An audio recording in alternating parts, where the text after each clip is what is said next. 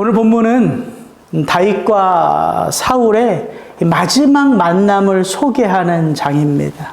이후로 사울은 다시는 또 다윗을 만나지 못합니다.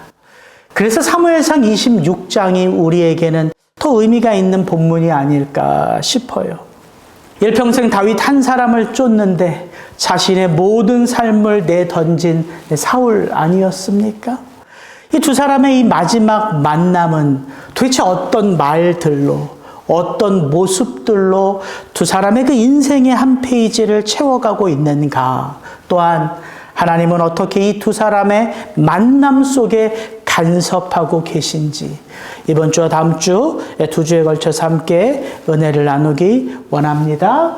우리 1절부터 3절의 앞부분까지 주어진 말씀 다시 한번 읽어봅니다. 10사람이 기브아에 와서 사울에게 말하여 이르되 다윗이 광야 앞 하길라 산에 숨지 아니하였나이까 하매 사울이 일어나 10광야에서 다윗을 찾으려고 이스라엘에서 택한 사람 3,000명과 함께 10광야로 내려가서 사울이 광야 앞 하길라산 길가에 진친이라. 여러분 오늘 1절의 말씀을 보니까 10사람이 기브아까지 와서 사울에게 말하여 이르되 다윗이 광야 앞 하길라산에 숨지 아니하였나이까 하매 이 장면을 보니까 유혹이란 다윗의 삶에만 임하는 것이 아니라 사울의 삶 가운데에도 유혹은 찾아오고 있음을 보게 됩니다. 여러분 이 10사람들 본 적 있죠? 사무엘상 23장에 보면 그때에도 이 10사람들이 기브아의 사울에게 찾아와서 다윗이 있는 곳을 밀고 하며 그들은 이렇게 말합니다. 다윗, 그를 왕의 손에 넘길 것이 우리의 의문이다. 여러분 이 10사람들 유다 지파 사람들인데 참 무서운 사람들이에요.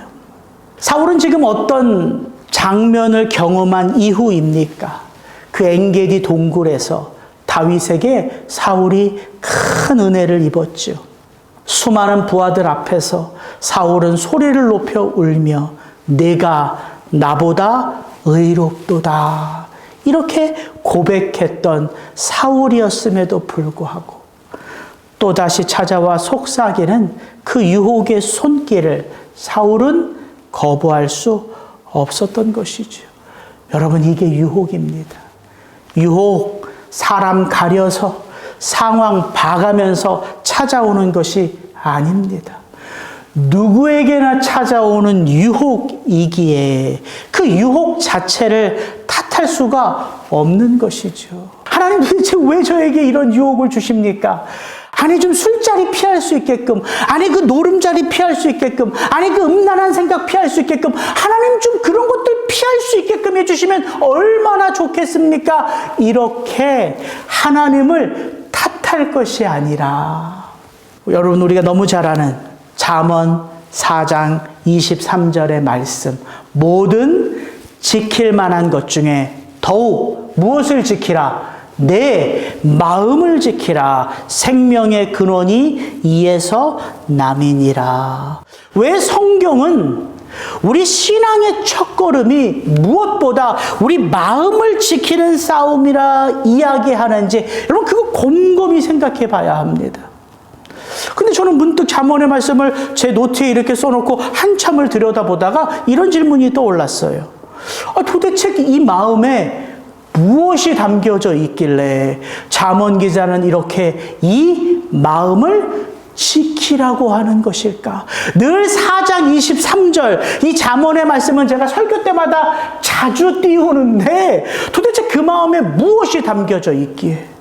여러분 만약에 저와 여러분의 그 마음 안에 욕망이 채워져 있다면, 지금 우리 마음 가운데 분노가 채워져 있다면 그 마음 힘껏 지켜보면 어떻게 되겠습니까? 훅 가는 인생이 되는 거예요. 망하는 인생, 넘어지는 인생, 그런 인생 되는 것 아니겠습니까? 그러니까 내 마음을 지키라 이 말은 신앙이란 내 의지를 다하여 내 마음을 빌드업하는 게 아니라는 거예요. 여러분, 불교에서도 마음먹은 대로 되는 것이 모든 것이다. 우리 옛 말에도 있잖아요. 사람 살이 마음먹기 달렸다. 성경이 그러니까 마음을 지키라, 이 말은 세상 사람들이, 세상의 종교가 말하는 그 마음의 의지를 다하여 굳은 마음으로 살아라, 이 말하는 게 아니라는 거예요. 그래서 성경을요, 문맥을 놓치면 넘어지기 쉬운 거예요. 왜 잠언 기자가 내 마음을 지키라, 생명의 근원이 그 마음에서 난다, 그런 말을 하냐면 잠언 4장을 쭉 읽어보면 알 수 있어요. 잠언 기자는 이렇게 말합니다. 아버지가 내게 가르쳐 이르기를 내 말을 내 마음에 두라, 그리하면 살리라. 내 입의 말을 잊지 말며 어기지 말라. 지혜를 버리지 말라. 그가 너를 보호하리라. 그를 사랑하라. 그가 너를 지키리라. 마음을 지키라는 것은 무엇을 말하는 거예요?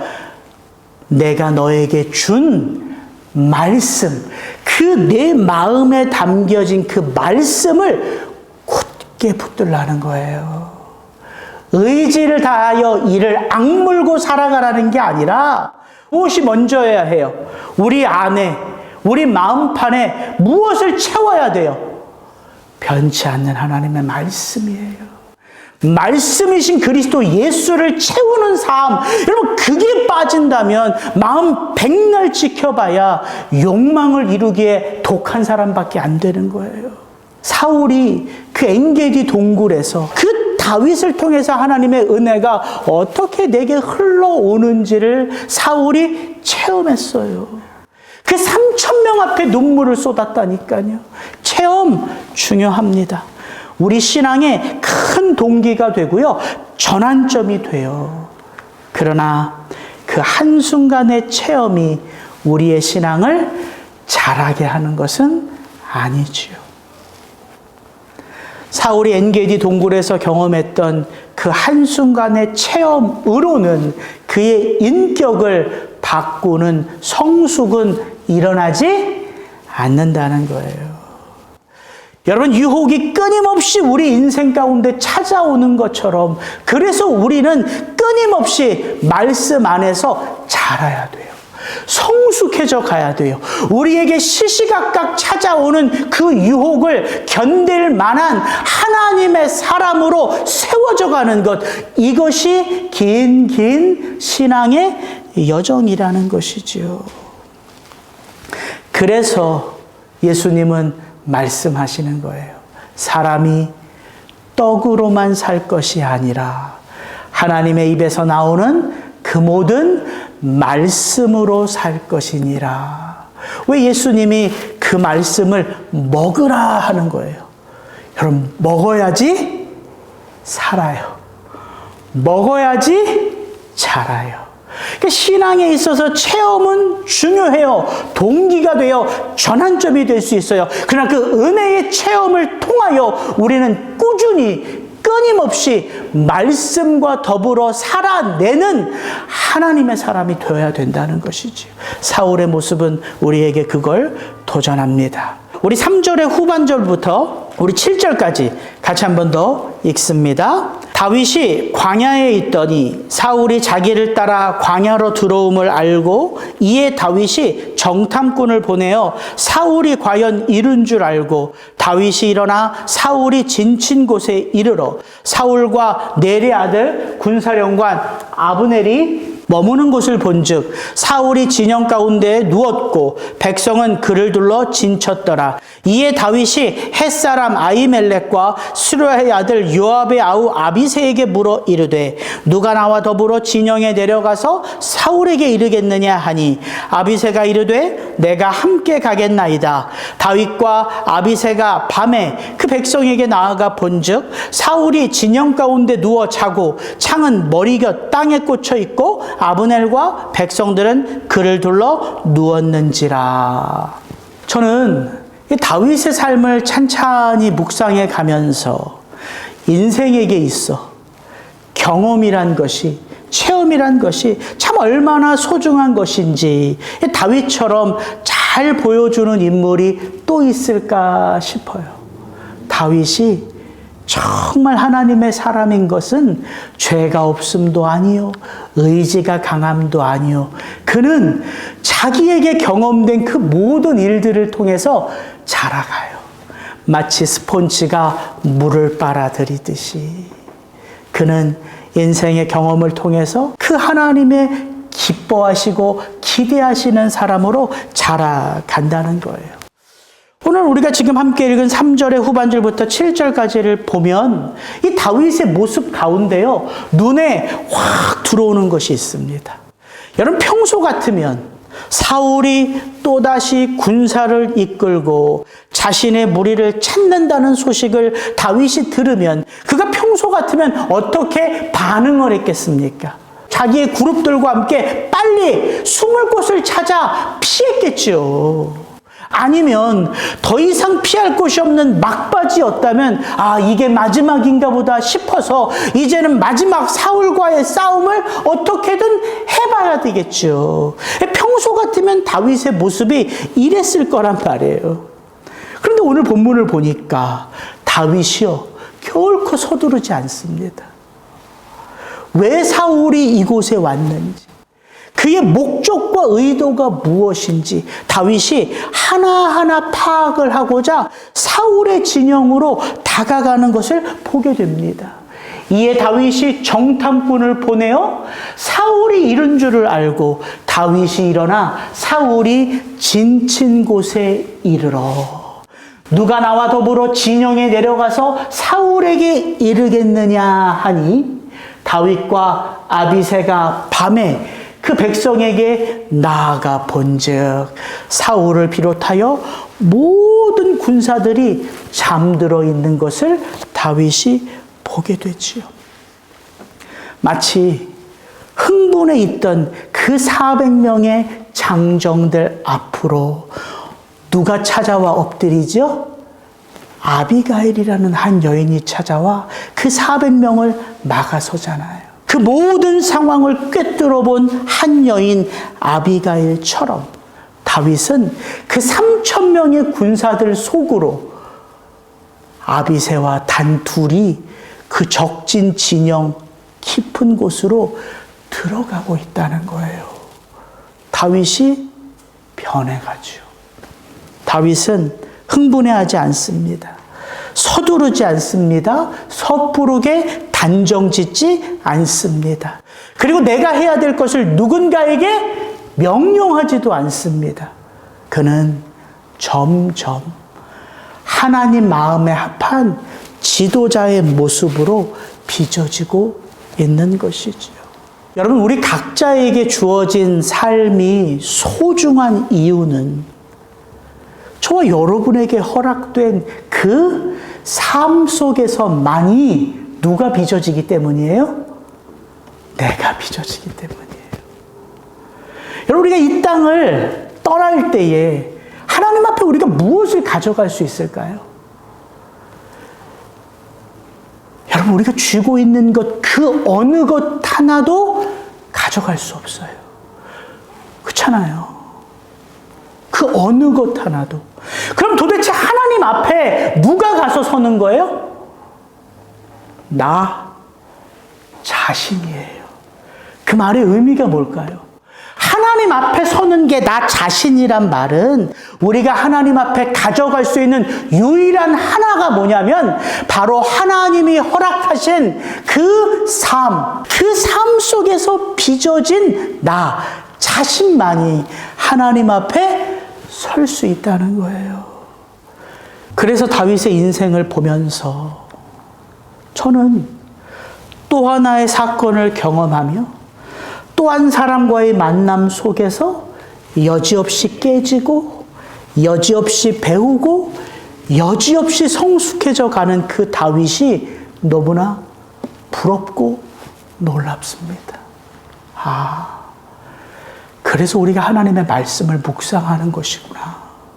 보라고.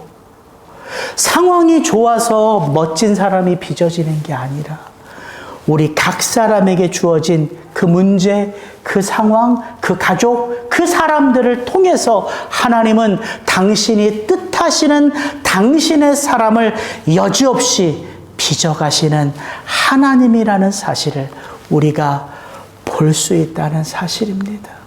저는 여러분들을 축복합니다.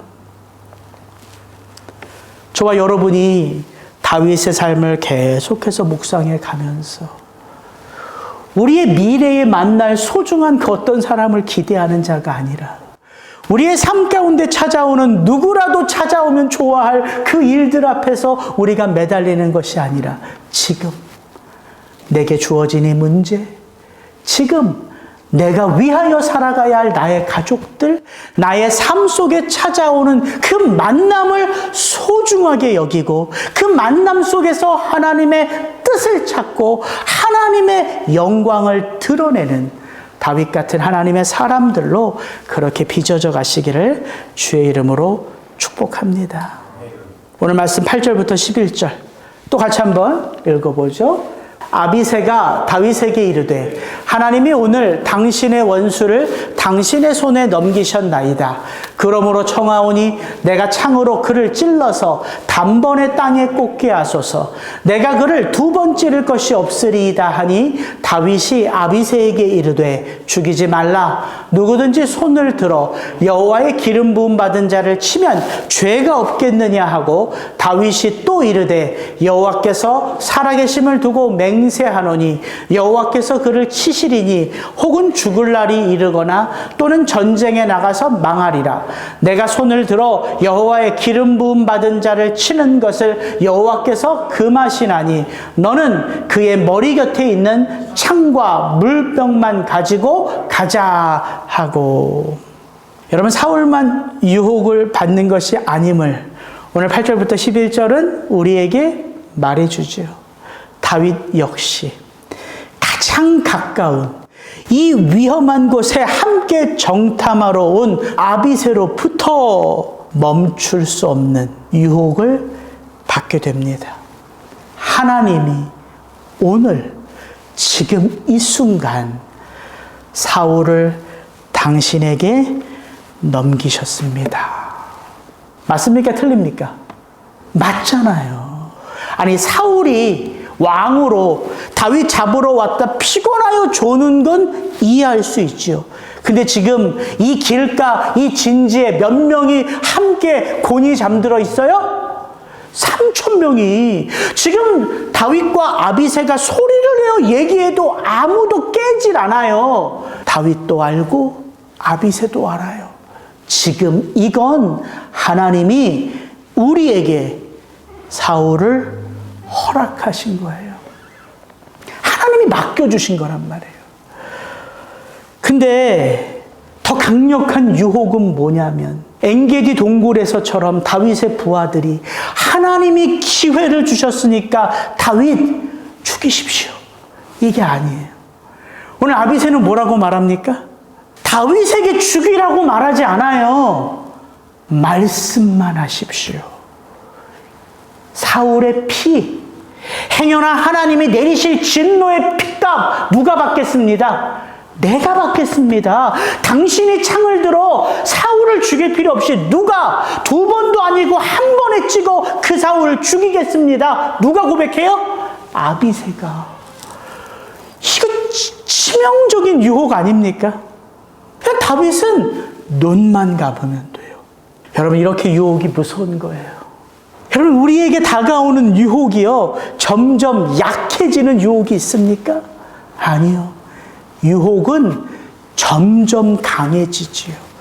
그래서 말하는 거예요. 유혹 앞에 장사가 없느니라. 그 돈의 유혹 앞에, 그 권력의, 그 탐욕의 유혹 앞에 여러분 장사가 없습니다. 우리가 육신의 몸을 입고 이 땅을 살아간다?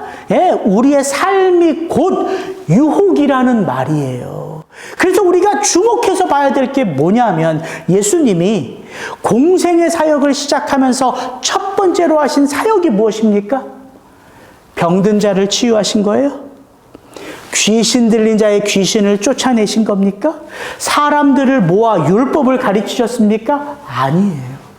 예수님이 공생의 사역을 하며 첫 번째로 우리에게 보여주신 것은 뭐냐면 그가 세례 요한으로부터 세례를 받고 이 온 땅 가운데에 하나님의 음성이 퍼지죠.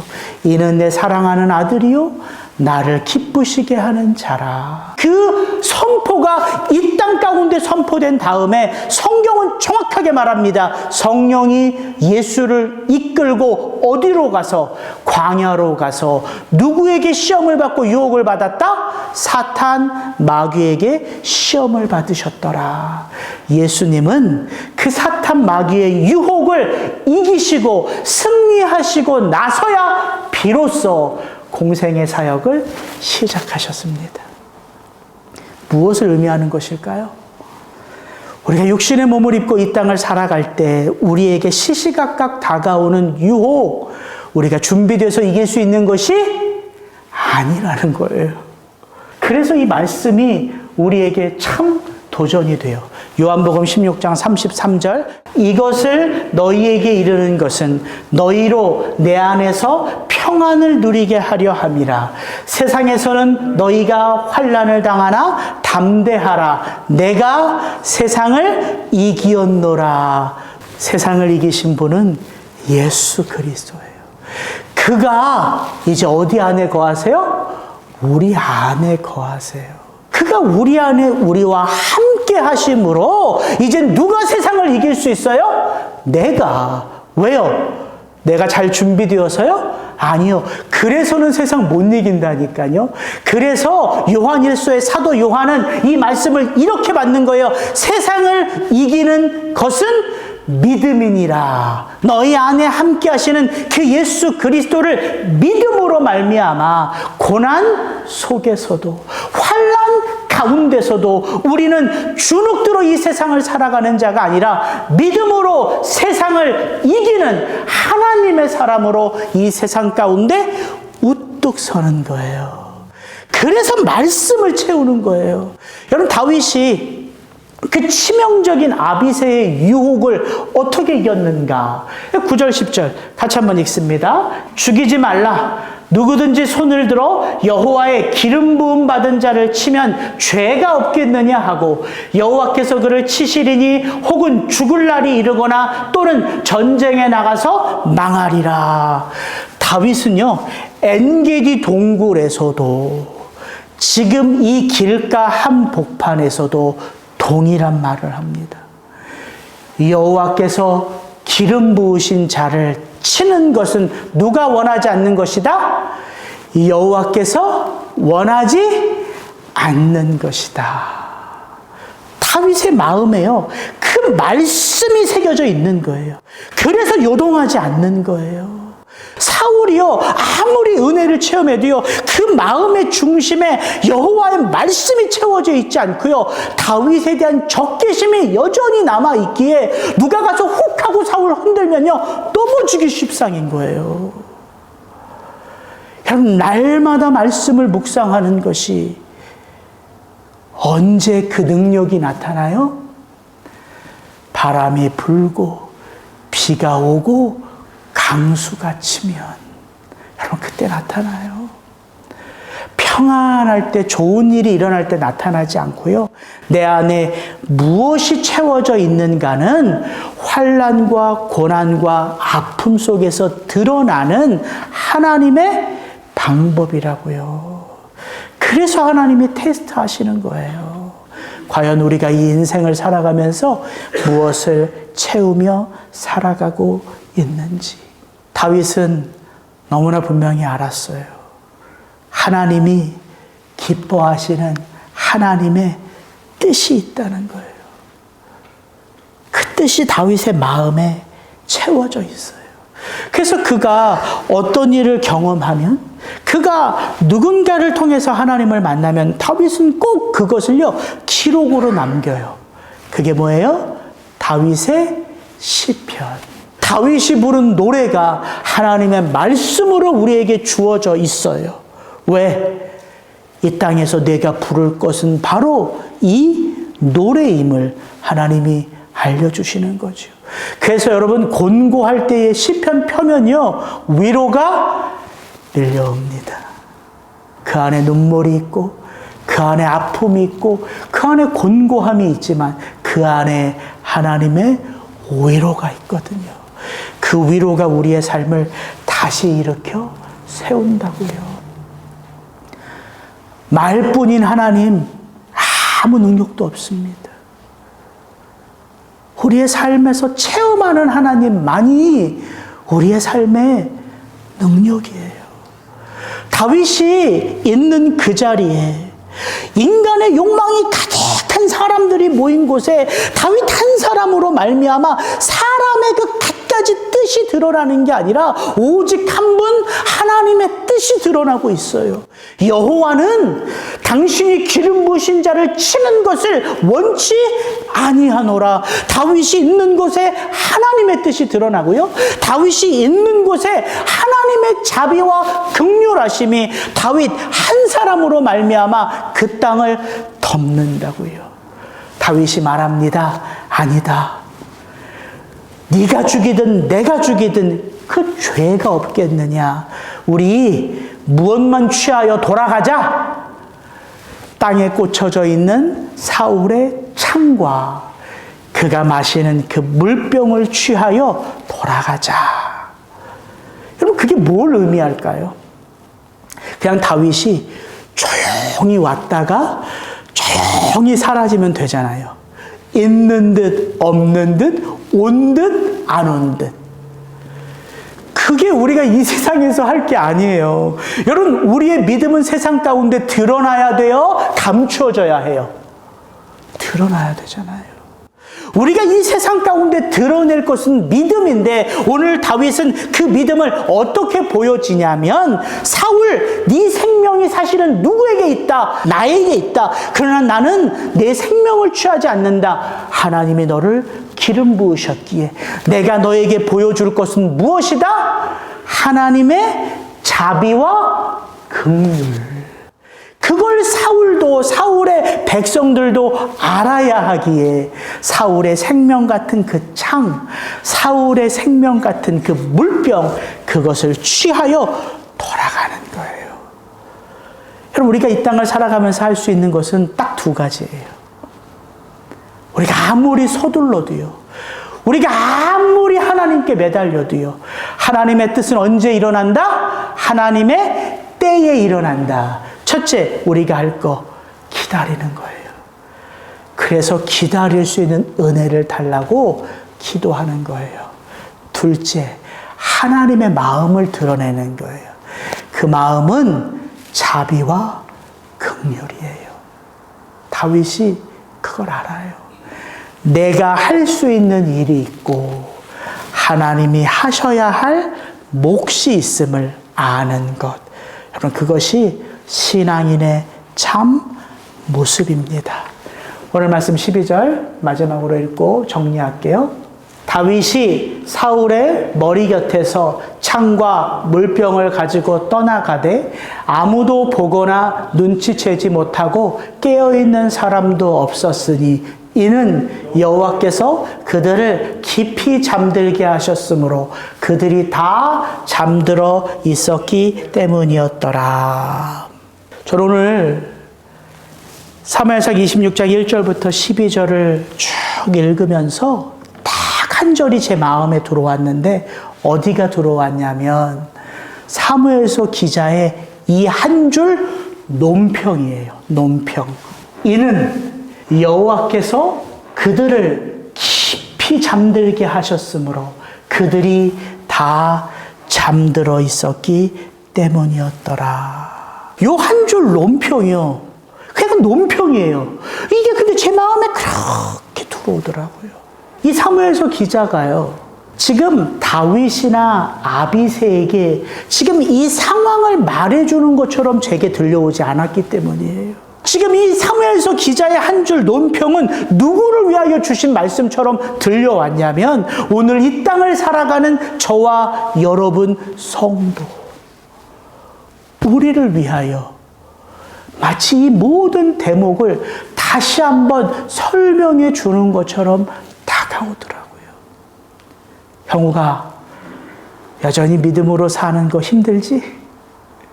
그 보이지 않는 영이신 하나님을 따라서 살려다 보니까 자주 때때로 의심이 밀려오지?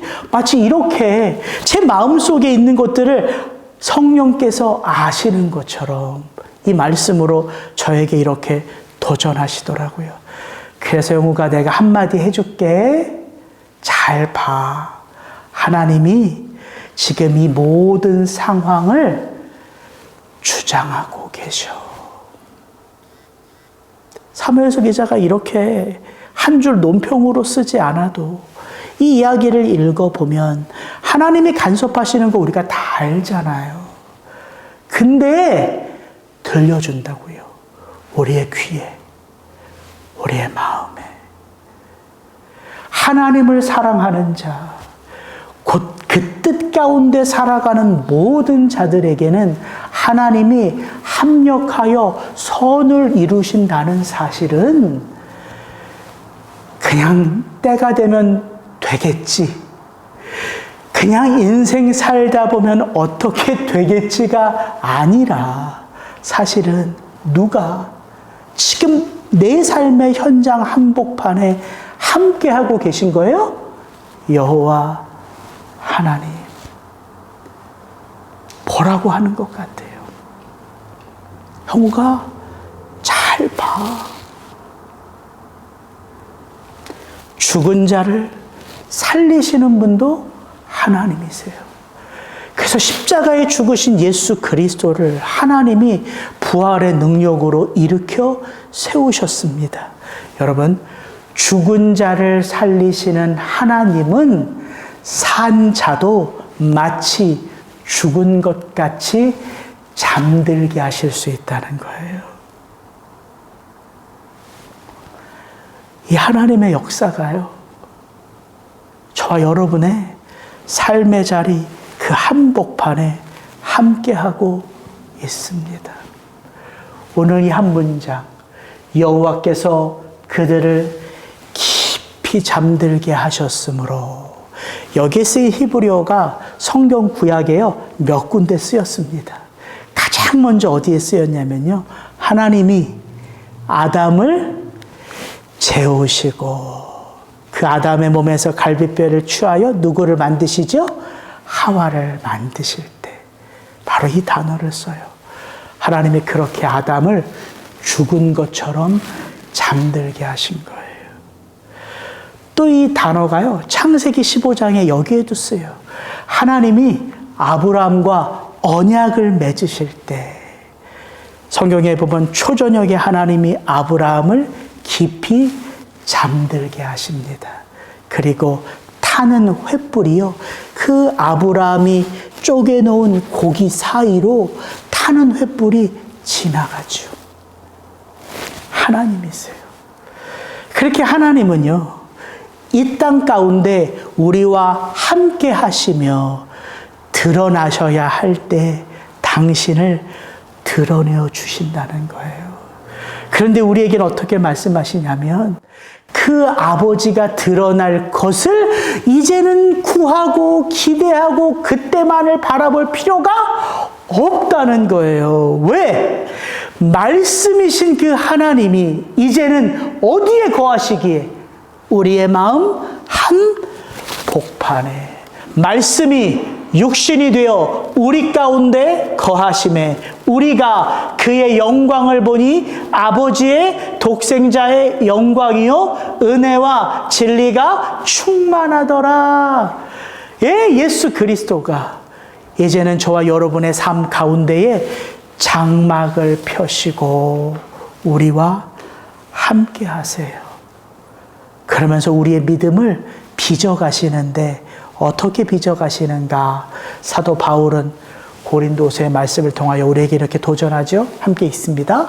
형제들아, 우리가 아시아에서 당한 환난을 너희가 모르기를 원하지 아니하노니 힘에 겹도록 심한 고난을 당하여 살 소망까지 끊어지고 우리는 우리 자신이 사형 선고를 받은 줄 알았으니 이는 우리로 자기를 의지하지 말고 오직 죽은 자를 다시 살리시는 하나님만 의지하게 하심이라. 그가 이같이 큰 사망에서 우리를 건지셨고 또 건지실 것이며 이후에도 건지시기를 그에게 바라노라. 이 말씀입니다. 살 소망이 끊기고 사형 선고를 받은 것 같은 인생이 행여나 지금 여러분과 제 인생 앞에 펼쳐졌을지라도 이는 우리를 죽이시기 위함이 아니라 뭐예요? 우리로 자기를 의지하지 말고 오직 죽은 자를 다시 살리시는 하나님만 의지하게 하심이라. 여러분, 이게 믿음이에요. 그 믿음이 우리를 큰 사망, 영원한 형벌에서 건졌을 뿐만 아니라 지금 이 순간 이 죽을 것 같은 환난의 상황 속에서도 건지실 것이며 이후에도 건지시기를 그에게 바라노라. 하나님의 이 약속이 저와 여러분의 인생 가운데 함께하고 있다는 사실입니다. 같이 기도하시죠.